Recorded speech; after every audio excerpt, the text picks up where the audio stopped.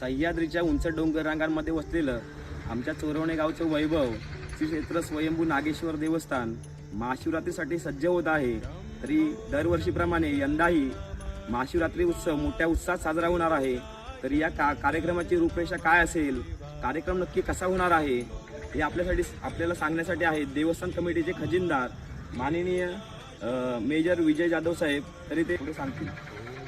आज या ठिकाणी श्री क्षेत्र स्वयंभू नागेश्वर देवस्थान शंकराच्या 12 ज्योतिर्लिंगांपैकी एक 7वं स्थान आहे।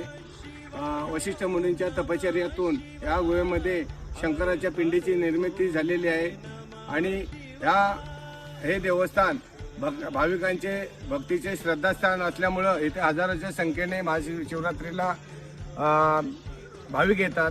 त्याचबरोबर श्रावणी सोमवार पर्यटन क्षेत्रामुळे शासनाच्या पर्यटन क्षेत्रामध्ये असल्यामुळं हजारोच्या संख्येने भाविक इथे येतात। आता यंदा 2026ची महाशिवरात्री उद्या चालू होणार आहे।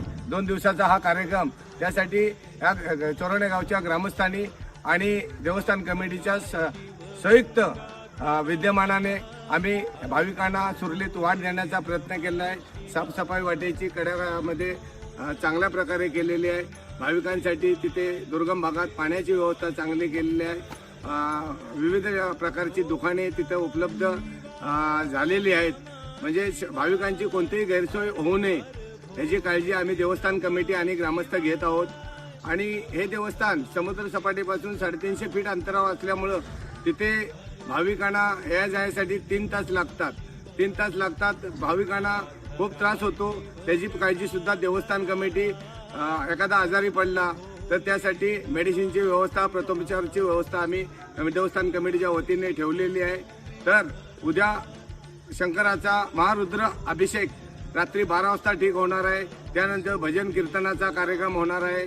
त्यानंतर भजन कीर्तनाच्या कार्यक्रमाबरोबर तिथं प्रसादी वितरण आणि सत्कार, विविध क्षेत्रातून आलेल्या भाविकांचा जो योगदान असतं देवस्थानासाठी, आर्थिक सहाय्य असतं, त्या लोकांचा विशेष सत्कार आम्ही तिथे करीत असतो। तरी जास्तीत जास्त भाविकांनी येऊन या देवाचे दर्शन घेऊन तीर्थप्रसादाचा लाभ घ्यावा आणि देवाचा आशीर्वाद घ्यावा, हे देवस्थान कमिटीच्या वतीने सर्व भाविकांना देशातील नम्रतेची विनंती।